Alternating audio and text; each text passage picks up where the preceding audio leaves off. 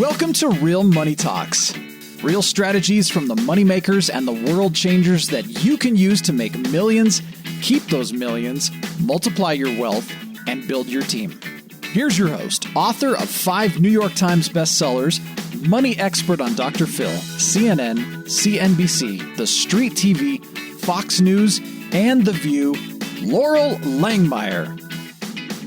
Hi, this is Laurel. Welcome back to Laurel's Real Money Talks, a podcast that we talk about how to make money, how to keep it, how to invest it, why you need a team. And there is so much to learn. The volatile economy that we are in, never before, as I've said on many podcasts, has the world been shut down. I mean, World War I, II, there's nowhere that anything has ever come close to what this coronavirus has done to our world economy, our local economies, and really just, the entrepreneur. The entrepreneur is struggling. And as you know, we love the heart of an entrepreneur. So with me today, I have Joey Gilbert. He's a local lawyer here in Reno, Nevada, has a huge voice and love for not only Nevadans, entrepreneurs, have been following world leaders around this coronavirus. We're not going to just make it about the coronavirus and politics. So we really want to talk about the true economics and what it has done to our families, our elderly, our kids. I have a 14 and 21-year-old. My 21-year-old is not having a great college experience, although he's loving playing football. It's pretty rough out there. So Joey Gilbert, welcome to Laurel's Real Money Talks. Thanks for having me on, Laurel. I really appreciate it. It's fun to be with you, and I'm honored to be a part of this podcast. Thank you. And I look forward to doing more with you. I love how you think about things. I saw Joey.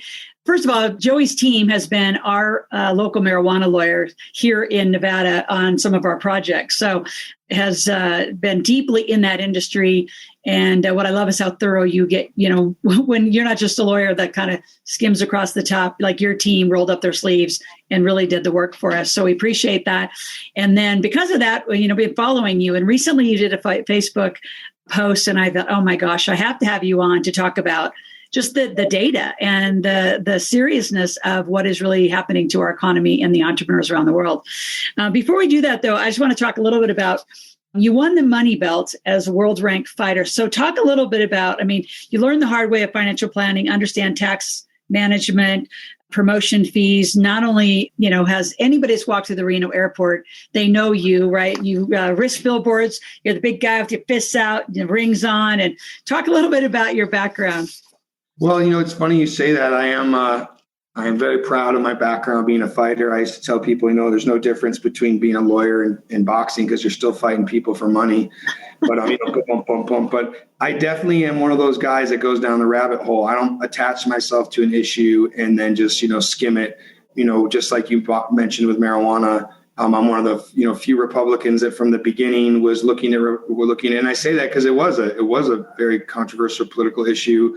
And I've been one of those guys that I think has been leading it and saying, look, there's a lot we can do here, not just on a business standpoint and improving communities, but also criminal justice reform and getting, there's no way you should be sitting in prison doing life in prison for the same amount of basically concentrated cannabis that you can purchase down now at the store. And we need to do something about that. It's my opinion. So yep. I kind of looked at cannabis from a couple different angles, thinking how could I help here and what could I do more? And then that entrepreneur cap goes on. And then I start figuring out different ways. So not only was the law firm and its compliance section, then it's, how it can help with, getting people, their branding and, how they can use it. There's just a lot, with 280E in the tax code and getting creative. There was just so many things that I saw, in front of me, I needed to learn and educate myself on, which I did. And like I said earlier, I now have one of the greatest groups. I work with my friend Kira Sears, but Ed Humphrey and his group, Humphrey Law, they're fantastic. So it's been really a blessing. And then I took that same diligence and skill and the tenacity I took into the boxing ring, into the courtroom. And now, let's fast forward to the coronavirus. It's like, I'm going to understand an issue. I'm going to understand an issue. I didn't charge the doctors group, Nevada Osteopathic Medical Association. I didn't bill 1 hour against it. I've probably put in a few thousand hours because in order to get at this level, you've got to educate yourself. So I spent literally hours on Facebook and YouTube and Google and just everything, reading, learning. And once I felt I had a grasp of the information, I don't want to say grasp, I really do feel like I could go against any expert in epidemiology or anything, and an oncologist and really give them, a lesson because it was that important. I mean, my parents got it. We've had, together, I can only imagine the kind of calls you've gotten, but virtually everybody, business owner in the state, Joey, help me, please. And I couldn't do anything about it because of the governor's proclamation. So I got in the nitty gritty. I understand it. And I'm happy to now take that fight forward for Nevadans. Absolutely. So let's just talk in the broad scheme, right? March, I'll never forget the March 6th and 7th. I was in Houston speaking at an event. On my way home, 15 events canceled, and it was very clear that the world was going to shut down.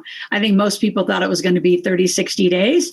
So I, like you, got to the playing field and we started doing broadcasts for anybody with any money question, any business question. How can we help you? This is what you should do. This is what you should avoid doing. And, really, really got in there. And here we are months and months and months and months later.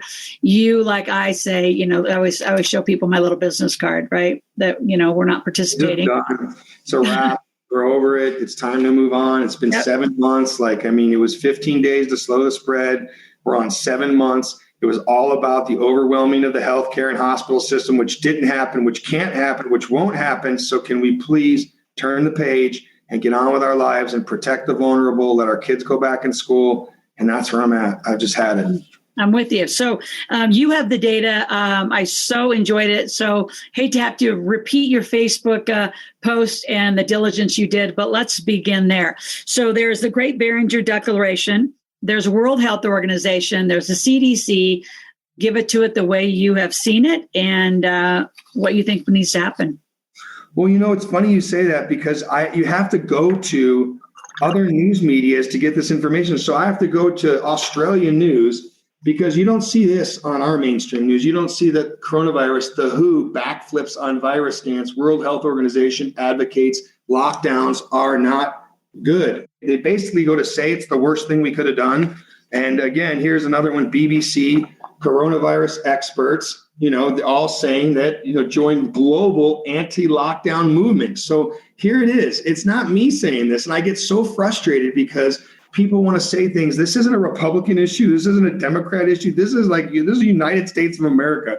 We're a free society. You can't lock us in our homes and tell us to shut our businesses. And now the people that you were calling gospel, the WHO, a couple months ago, anything these guys said, we had to listen to. Well, here they are saying it, that they shouldn't be doing lockdowns. So unless there's a new novel coronavirus that's only in Nevada and California, how are Utah and Idaho? These states have had full sports since August.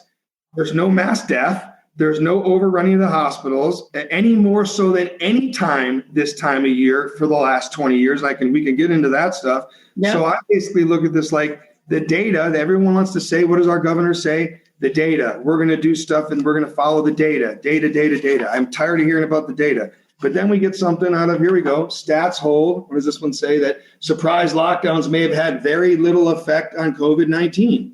So, data after data, research after, research study comes out, and they've said now that exactly what we're doing is no longer good. And then you did bring up this is the Great Barrington Declaration.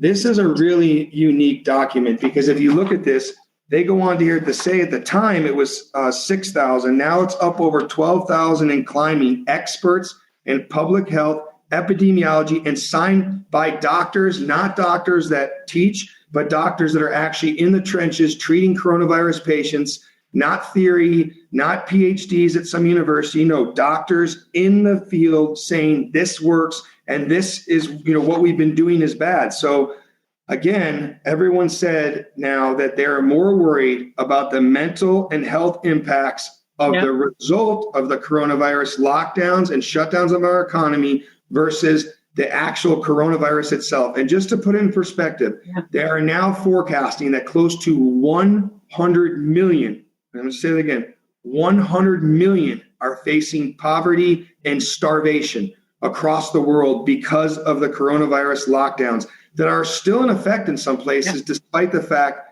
that it's been proven now that we can no longer lock people down. Yeah, I'm married to a Canadian. I speak to it a lot. I can't even go across the border to see my in-laws.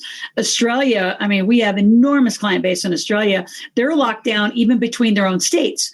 right? So if you have business between Sydney and Melbourne, you can't go back and forth. Some of the lockdowns have become so severe. So do you think it's politics? We know that at some level it is. But why is the world following, before we come to the United States, and we're going to come close to Nevada, why do you think the world's following at such an, I'm going to say, odd level? They actually have less deaths. I watch, the province my husband's from, and they went back, they shut down bars this last weekend. They went back to, delivery. They're almost back in what they're calling stage one. Why do you think the international space is reacting in such a severe manner? Well, internationally, I think that there's certain countries that, got it wrong and just haven't been willing to admit that they got it wrong. But where I think a lot of the problems are just in misinformation, disinformation. There are going to be tens of millions of people starving throughout the continent of Africa based on bad information, when Africa, believe it or not, has some of the lowest COVID-19 infection rates. And why is that? Well, I'll share with everybody, but malaria is kind of a big issue in Africa. And how do I know that? Well, first of all, my father was deployed there. And what is the first thing they put him on when he went over there? Well, they put him on hydroxychloroquine, anti-malaria drug. And so far, there's been millions of DOD personnel on hydroxychloroquine. And in fact, Dr. Jim Forsythe here in town was a colonel back in 1970 in Saigon and set up the laboratory. At that time, all 523,000 American GIs that went through Saigon were on hydroxychloroquine. Wow. And according to him, guess how many GIs they sent home for a heart problem or for any medical complications that were caused by hydroxychloroquine? A big fat goose egg. So there's a lot of scare tactics going on because, again, like I said, you've got countries like Angola and places there that have had less than a few dozen, deaths from this, yet they've shut down their borders and are not letting food and supplies in because of COVID, when, again, majority of people, meaning 99% of the people that even get it will survive, but then even 96% of even in the highest, could even fall susceptible to becoming very ill or dying from it. So, again, it's just been blown completely out of proportion. But to answer one of your questions, you can tell me what you think about this with regards to politics. I want to do two things for you. This I showed you before. This is a map of Hillary Clinton's victory back in 2016. And you can see those are the states that she won. Yep. And so if this is not political, I'm now going to show you these are the states in the United States where college, youth, and high school sports are permitted. And the dark states are where they're not permitted. Those are the states still locked down in the heaviest restrictions, economies closed, highest mask mandates, everything else, and they're hurting our children. So I don't know if that looks political to you, but it sure looks a little suspect to me. So again, and I'll share with you, as you know, I put together a document where I compared side by side 84 million total in red states out of 84 million. And then I compared it to blue states with a total population of 83 million. And this is kind of interesting because with 84 million, the total cases was 2,300,000 in the red states. And the cases was about 1.7 million in the blue states. This was despite all the lockdowns. And this is where Dr. Scott Atlas, who's now the president's advisor, was talking about herd immunity. And had we done what we should have done, what Sweden and Denmark and other countries did back in May, which was, yes, keep certain protocols in place for where you're preparing food and wiping down areas and whatnot, but no restrictions except for those who we need to protect. So what I would have done, I would have sent the National Guard to all our nursing homes, critical care facilities, senior facilities, and just had them watch protocol, PPE, make sure doctors that weren't going, because what was happening, they found out, was doctors that were making rounds at multiple nursing homes, and nurses from multiple nursing homes were infecting everybody. And so they should have immediately, put these people on medication. They didn't do that. But just to share with you, the blue states, same population, and obviously much more locked down, but we had a death rate of 4.6% in the blue states versus 1.7% in the red states. At the same time, we've got mask mandates, the highest restrictions in the blue states, no masks in some of these red states. And again, the same infection rate, except a little higher in the red states. Obviously, they don't have all the same things, but we know who's going to get it. But what was crazy was the death totals. The death totals in the blue states was about, in the red states was 43,000, and the death totals in the blue states was 74,000. Same amount of population. Yeah. So almost double the death. And why is that? Because you've got these people restricted, you got them wearing masks. A lot of them were foregoing regular, normal medical procedures, elective checkups. So again, this takes us into one more thing. And again, I don't want to bother people if I don't have data, but here's something I printed out. This was what was killing Nevadans. Okay, what's killing Nevadans? Suicide, cancer among top 10 causes in the Silver State, right? So I printed this out from 2019. Now, why this is funny is because if you flip to the back page, this is like the financials, any prospectus, doesn't matter how much fluff you are, they flip to the back page, they get to the numbers. The three main things for death or for in Nevada was stroke, chronic lower respiratory disease, cancer, and disease of the heart. But shockingly, in 2020, either the coronavirus is now cured stroke, respiratory disease, cancer, and heart disease, or they're labeling those things COVID. We know there's no way to explain it because there's almost like a 600, 700, 800 person difference in these things. So either these people died of cancer and also had COVID, or they just got labeled COVID. I haven't figured this out yet. I'm not done. I'm actually FOIAing the hospitals for the information, and I'm going to get it. But I think I'm going to be not surprised as along with other people, because I've got administrators and nurses and really cool people from these hospitals sending me stuff that I can't use just yet. I have to wait to get it FOIA'd. But if these tear sheets they're sending me even remotely line up with the real data, there's going to be a lot of explaining to do, because it shows that Nevada fell off a cliff at the end of May. We should have been open full, not 50%, not 75%, 100% since June. And to do otherwise has been, I think, a criminal, unconscionable act. It should not be stood for ever. And we need to figure out how to never let it happen again. That's how bad it is. No, I totally agree. And two comments on that.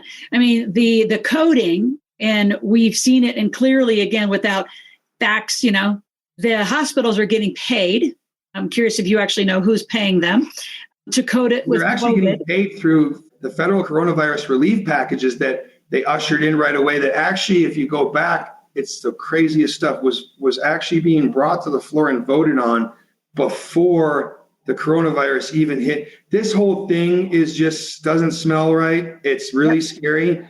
And then, as we're now finding out one at a time, I don't know if you know this, but in Michigan, the Supreme Court there found that the coronavirus lockdowns were violating their constitution. I love that. They got all thrown out. One other thing I want to show everybody, which is very important, is a CDC study from September of this year. Look at this. So our own CDC found evidence that most who contracted the coronavirus frequently wore masks. I've never worn a mask, but now they're showing that the constant touching of everything, they now know it's not aerosolized. How do we know this? Well, you, like me, probably have to fly places. I've been on airplanes, this entire time. Yep. So you tell me this then. If this virus is the deadliest virus of our lifetime and it's airborne and we need to wear a mask to prevent ourselves, then please I will go away where I can stop this podcast right now. Please explain to me then how on a 5-hour flight to Miami, they allow you to take off your mask when you're eating or drinking. And if you're in first class, I didn't wear a mask, nor did anybody else the entire time. Me either. Recycled air. The pilots are breathing the same air we are. The entire plane is. So either that entire plane's now got corona, or it's not exactly doing what they're trying to scare everybody into thinking they're doing. So that's all I say to you. And again, if the people most likely to contract it are the ones wearing the mask, then that just proves something that science tells you. It's too small of a particle size for the mask to stop anyway. People aren't wearing the mask right. And outside of a healthcare setting, and this is per Emperor Fauci, Dr. Fauci came on in April and May and said, should not be wearing masks out and about, and only if you're in a place where you can't socially distance and you're around sick people should you, mean a healthcare setting. So again, guys, you can't flip-flop 4 times. First you need masks, then you don't need masks, then it's airborne, then it's not airborne. I just have taken a holistic approach. I've gotten lots of sunlight. I've eaten very healthy. I've upped my vitamin D, vitamin C, and zinc, as have all the people close to me, and no one's gotten this. So I just think, we need to get past this nonsense, and it is political, unfortunately. I think it's both sides, though. I think big pharma, I think, there's a lot of money to be made. Whenever there's money to be made, hospital stocks, and they got all this money allocated to them so long as there was this crazy corona response needed. That's why they built beds out. Donald Trump spent over $700 million building field hospitals throughout greater New York and greater New Jersey, and they didn't put one patient in them. But we are still closed down, and those states are still closed down because they don't want the hospitals or the healthcare facility to be maxed and reach capacity. So something just isn't lining up. None of it lines up. I mean, all of a sudden we don't have a flu, but we have corona. I mean, all of the real sicknesses are not being, which is really sad. I mean, 2020 is just going to be a write-off of any historical norms because there aren't any norms. Let's talk I want to move to economics in a moment and the economics of the entrepreneurs that are getting just pummeled in this. But what do you think about the vaccine?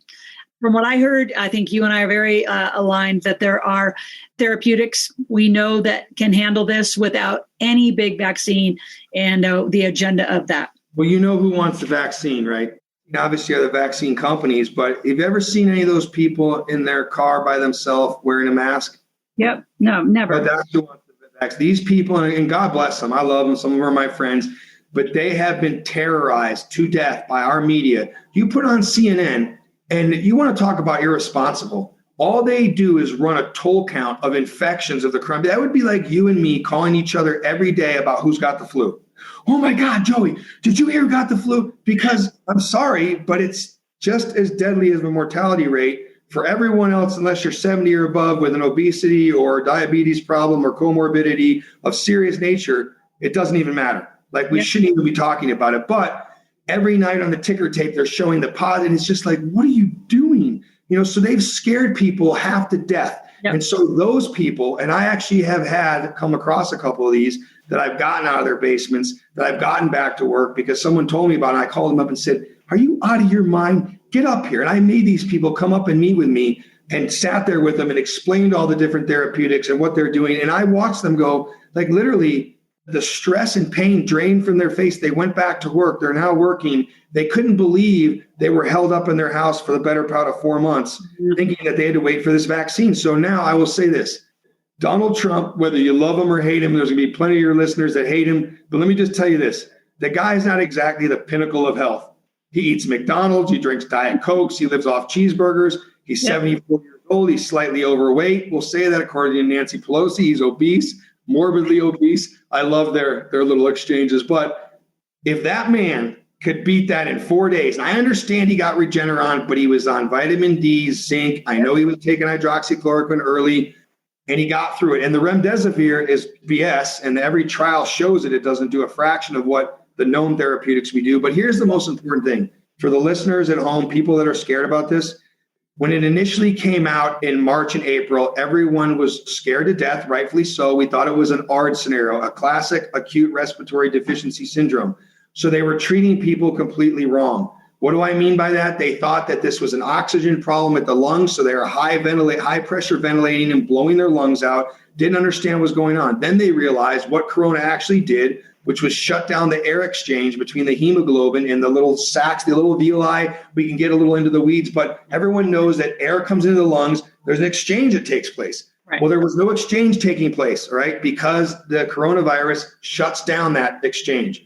Well, what they figured out was that by giving the body a little time, the immune system time to catch up, getting oxygen and not high pressurizing and treating this, that they were able to, whether it was vitamin C, whether it was zinc, whether it was other therapeutics, they found out that it was a thrombosis. It was actually, blood clotting. And so once they started attacking it from a different angle, death dropped in half.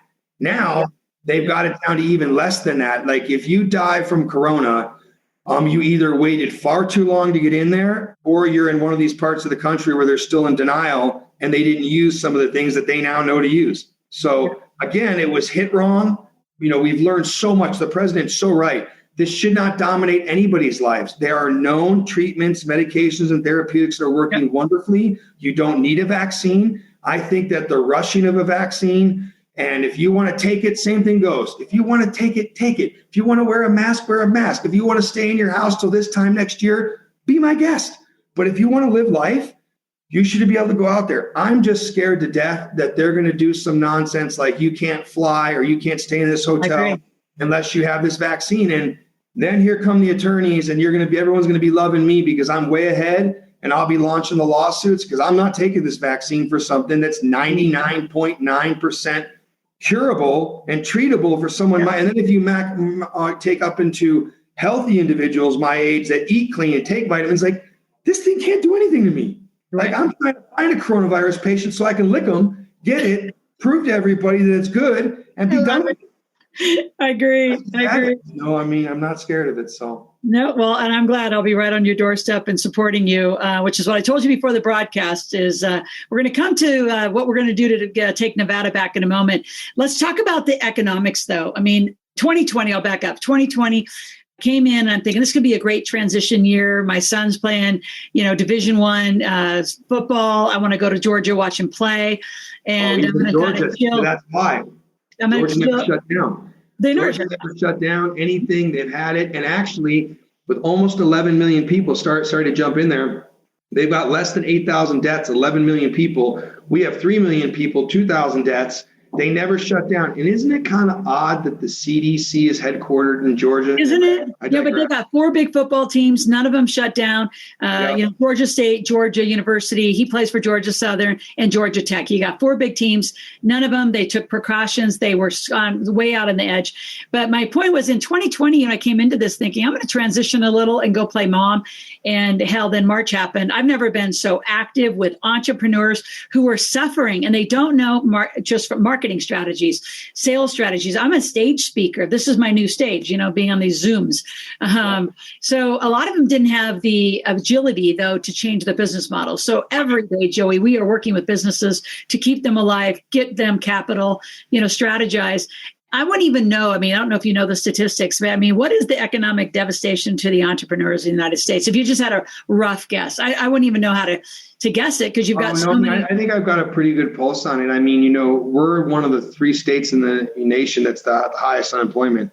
Nevada, California, and believe it or not, Hawaii. We're also the 3 states with the most severe and strictest lockdowns. Why is that? We have lost, almost hundreds of thousands of jobs here now. And the small businesses, like they said, according to Yelp's reviews and Yelp's information, and they're actually kind of a good indicator, a third of the small businesses are going to be shut down. 1/3 of the small businesses in your town will not make it through this. They're still holding on, but the studies are showing they're never going to recover and they're going to shut down. And again, how heartbreaking is that to these people or to friends of ours and to entrepreneurs that worked their whole lives to build this when they got to watch these big box stores stay open, the Home Depots and the Walmarts and the grocery chains. And so something just never smelled right. So as the corona, it knows Walmart versus in the casinos versus the mom and pop bars and taverns. I'm just not understanding this. So there was definitely some done here that was major. And I do think that there's going to be about 1/3 of our small business friends that are either going to have to close that business, open another one, go somewhere else, ride it out a couple of years. But even still in this state with what this governor's done, and we lost it big because of all of our trade shows and conventions, people just picked other places. And that's not coming. We already lost the NFR. We already lost big deals that probably won't come back again. With some of the stuff they're ushering in, I don't know how they're going to get them back with states like Texas and South Dakota that did such, very innovative things to welcome people in that it's going to be a tough one. So I think the economic picture across the states is dire. And I don't even think we're really going to see the true repercussions for another few months. I think this time next year, it'll really be evident because people are still holding on. They're still, with a hope and a prayer. They burn through everything. Unless the election happens and we're snapped right back, which I don't foresee happening in these select blue states, they're not going to make it out. Yeah. So what's the possibility of doing for Nevada what Michigan did, which is take it to the state Supreme Court and have it overruled and have the governor overruled? We're both, I'll just publicly say it to lead the conversation. We're not fans. Every promise he made, especially to the marijuana industry. That's where I got introduced at a marijuana conference in Las Vegas to Sisolak. And everybody thought he was amazing. He made all these promises and, of course, done nothing but follow Newsom and his, as a matter of fact, his actually head in charge, his Caleb Cage guy is such a clown that all he does is call Sacramento for advisement. That's all they've done this entire time. Nothing has been originated here in the state. They call California for what to do. They follow it as much as they can without, they've still got to take into account rural parts of the state that are, we're going to go anyway. We're going to open anyway. And some of them have, and they all should. Let's be frank.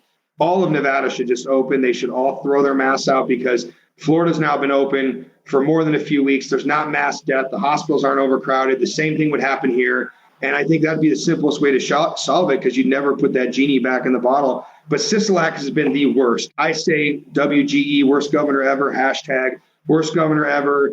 I look at his press conferences as someone that's just like taking a whiz into the wind and it just blows back on him because everything he says is just insanity. There's no direction. There's no guidance. There's been no coordinated plan. And I don't care what anyone says. On day one, I would have had a 2-week plan. First of all, I wouldn't have shut anything down. I would have had a 2-week plan for everything. I would have had all our, nursing homes, critical care facilities dosed.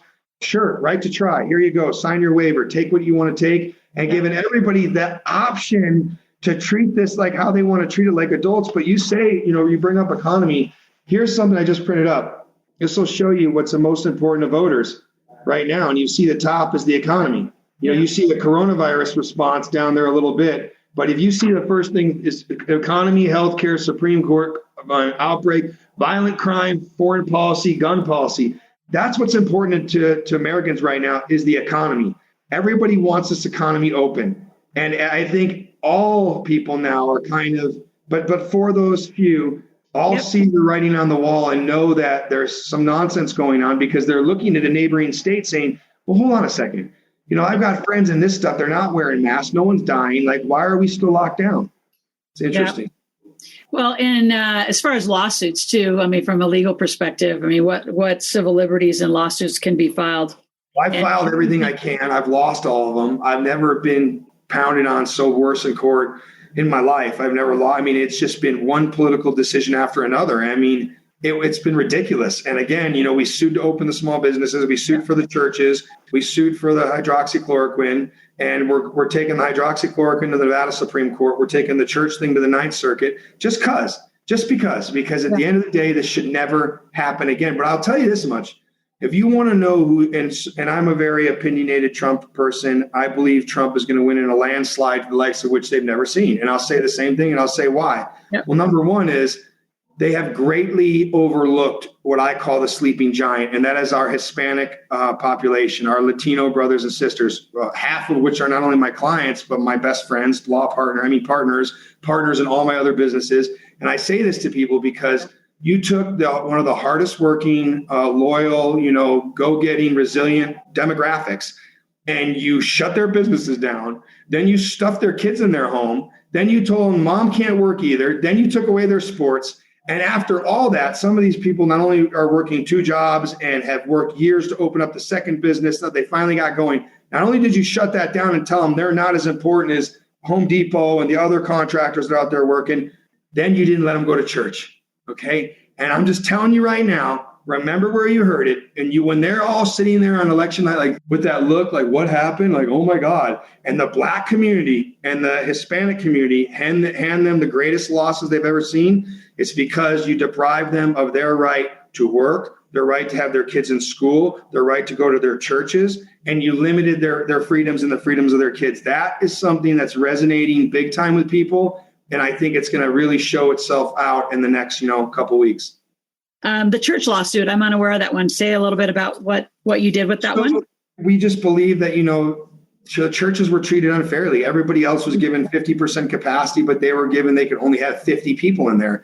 And it just made no sense. And still to this day, it makes 0 sense. Why would they do that? So the reason why we're appealing is, first of all, we believe there's an equal protection argument. We believe there's other things, but most importantly, it's capable of repetition. Who doesn't think for 1 second, if Trump was to lose, because of this mail-in ballot nonsense, and Biden gets into office and he tried to shut things down again, that they wouldn't go right back to it. So me, being a fighter, I'm not giving up until I know for certain, and you don't ever leave it to the judges. And in this case, it would be election. I'm going to go get the victory if I can, or at least push. I might lose again, but I'm not going to not try because I think that's too important. I have seen the devastation, and I believe that churches are very important, just like our gyms are very important, and they shouldn't be closed down, at least not such to a degree that it's unfair and that they're closed down and they're restricted more than any other business. So I just don't think that's Well, and they take an enormous financial hit. I mean, if people don't go to church, I mean, even though they're watching online, they're still typically, I, again, didn't do the research, but you could pretty much imagine the donations and the commitment to the church isn't there. You know, I live down the Gardnerville and Minden area, and there's churches being built that have slowed down because of the financial impact. Absolutely. So it is a business, and I appreciate it's affected everybody. And I think I do say this again and again. This is by design. This is not an accident. Anybody that thinks that this wasn't, a selected, targeted thing, I mean, just read a little bit. Go on Google, hit next a few times. Don't read what you first get served. You got to go deep a little bit, or go on DuckDuckGo, and you'll be alarmed at what you're reading and other outlets that aren't our mainstream news media. Because the problem here with Nevada and with, just the United States in general now is that with AI and with a lot of algorithms, they're going to feed you what they think they want you to know. So what you're seeing when you do a Google search, if you're a CNN viewer, is going to be completely different than what I see as a Fox News or, I like to get everything from all different papers, but it's going to be different. And so I think people are just scared and don't know really what's true and what's not true. But, I'll show you this. Two things that are important for us are this one right here. This was that Trump health officials blasted Nevada after the end of rapid use testing in our nursing homes. Why would we stop? And I'll share with you that we elected back in March not to get the rapid tests, okay, the 1 day or the 72-hour test. Why would we not? With a state like Nevada, with casinos on the line, I can promise you, and I'm right here, that we could have made a phone call to our friends in the casinos and said, shut down or spring for these tests. And I could promise you to their bottom line number, a couple $1 million in tests would have been like this versus how long they've been shut down. And we could have done things differently, but we didn't. And so unfortunately, we're suffering stuff that we never should have suffered. Yeah. It's terrible. So Joey, I'm going to be first to say, I told Nancy when I first talked to her, I said, when Sisolak goes out, I hope you go in. So that's my I know you're not saying anything, but it'd be. All I'm telling people is I'm looking at it. I'm considering it. But I am the furthest thing from a politician you can already see. I will say what I need to say, and I won't hold back. I love it. Bottom line is, I think though that Nevadans would welcome that. I think they are so frustrated with what they just dealt with that they would rather have someone, and I would do it daily. Facebook Live, like this is what's going down, like it or not, here's where we're at. But here's one thing that's been cool is that the governor's coronavirus response has been tumbling. Voter support for Sisolak's coronavirus response tumbles. Well, yeah, no duh at all. I'll say I won't say anything mad, but of course it's tumbling. But one last thing for your viewers, because this is so much fun. This is a little graph of Argentina. If you see here, this is when they instituted the mask mandate. Look what happened once they started people wearing masks. How many people started catching the virus? It just escalated up. So this bottom number here is 1014, actually 1020. So you see what happened when they put in the mask mandate. So that would correlate with our own CDC saying that those that frequently wear masks, because let's talk about this real quick, guys. It's the same mask you've been wearing for days. You're pulling out of your pocket, purse, car. It's moist. It's been set down. You're touching everything, phone, door handles, steering wheel, carts, other products in the store. And then you're touching your face. Then you're wiping your eyes. And it's insanity. And so as my father has said, and I'll just say this to everyone, if you want to prevent the coronavirus, wash your hands, use your hand sanitizer. If you're sick, stay home.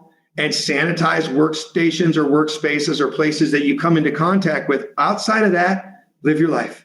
Yeah. Let your kids outside, go about your business. If you have older parents or older family members that you're concerned about, perhaps limit contact with them, but not so much because these people are dying from not having human contact. They're dying from their immune systems being thrown off so badly that they just spent 7 months sitting inside. They missed the whole summer, all the vitamin D, all the fresh air, all the love from their grandchildren.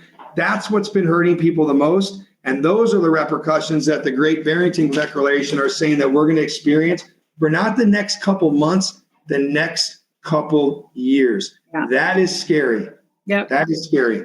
Well, because you have to think too, Joey, who has the training to take some of these, kids? Suicide's on the highest levels that we've ever seen, but the depression, the anxiety. I look at my son in school and they don't have to go to school. It's really a campus of athletes. Thank God that at least the athletes can go.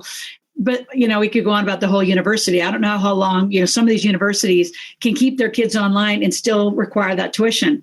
The reason you send your kids to certain schools, the reason I sent, Logan to certain schools is to meet other people and to meet those families of business school and finance school. It's a networking event, and plus it's a disconnect from this. It's so required that these kids go out and be on campuses. So I have a huge voice about that. But I even changed schools here publicly in Nevada. I sent my daughter to a private school because I didn't buy into how they were going to do the public school. And the private schools did it. She's in normal school, doesn't wear a mask, goes to school normal time. They do normal activities. But I fought with the school board here, and they would not do anything about it. They said, this is the way it's going to be. I said, well, to the degree you're going to lose money from my daughter. And they said, do we have to do?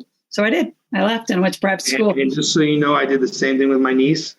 I was here last April and May, and I had to finish that insanity that they call distance learning, and they were all failing, and I have the resources, fortunately. I now have 7 kids homeschooling here every day, and my niece going to a private school, but I had to think quickly, come up with solutions. It's absolutely insane. And again, they're missing. The one thing I think they keep saying in this Great Barrington Declaration and other people is that they never get their youth back. Okay, so what you've done to these kids has just been so dishonest and so unconscionable when you think about it. First of all, they're the least likely to be infected. But Europe has now proven there's not one documented student to teacher infection in the modern world. They're not transmitters. It's just all nonsense. Then you get these teachers that were actually holding up signs saying, don't murder me. I just wanted to take that teacher and put her in the therapy she needs, get her on the meds she needs. Because how do you then explain to the healthcare workers and the grocery clerks and the people at the gas? Everywhere else. What are you? Sorry, are we trying to murder them? It just got out of control, and it's not fair that the kids even had to see it. I had to tell my daughter, first of all, the last person you want to get in an argument with is my 10-year-old daughter. She'll give you a lecture on the mask. She'll give you a lecture on the coronavirus mortality rate. She'll give you a lecture on the restrictions, how nonsense they are. But again, that's informed people. And I just think that if people just did a little of their homework, don't believe me, don't believe you, don't go on Fox, just get on the computer. It's free. The internet is free. Go on Google. And this is how I found this out. You'll get a kick out of this. I'm watching Fox Business late one night, and I see Trump stopping all travel from China. And we're in the middle of a trade agreement. I'm there.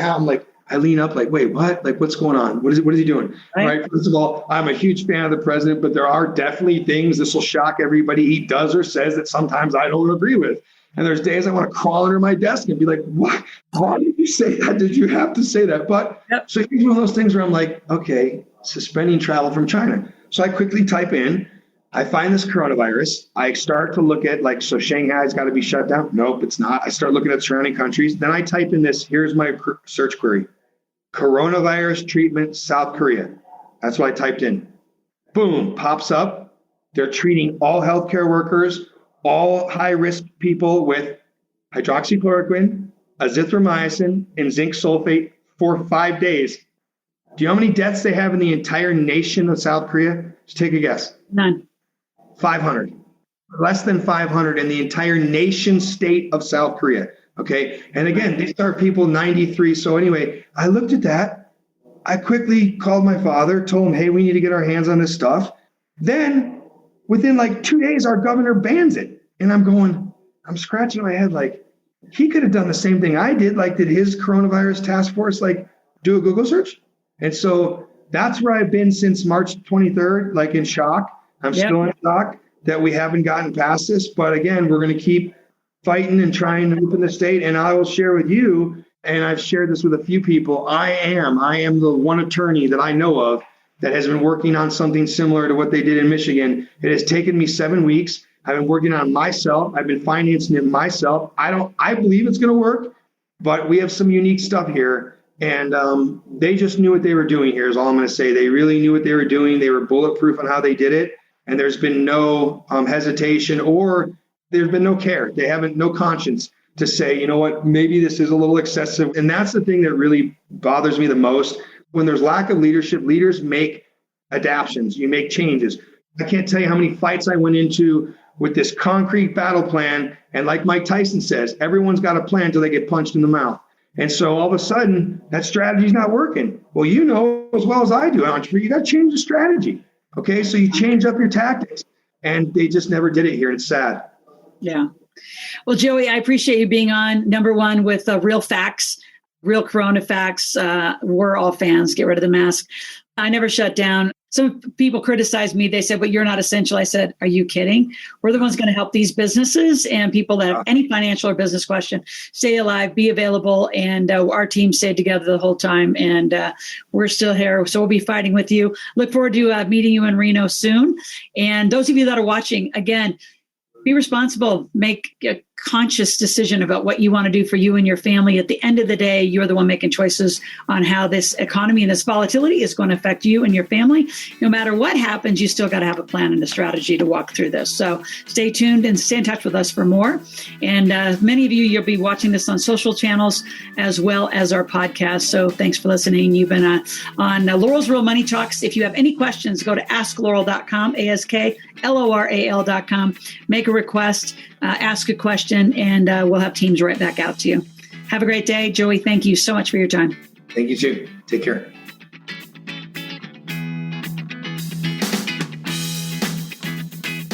Thanks for listening to the Real Money Talks podcast. Your host has been Laurel Langmeyer, author of 5 New York Times bestsellers, money expert on Dr. Phil, CNN, CNBC, The Street TV, Fox News, and The View.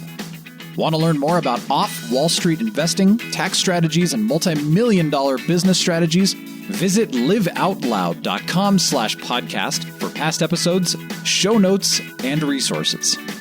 For some special wealth-building gifts only for Laurel's podcast listeners, visit liveoutloud.com/podcast gifts. Do you have a burning question for Laurel? Visit asklaurel.com to submit your question, and it may just be covered on a podcast episode. So stay tuned and be sure to subscribe to get new episodes every week.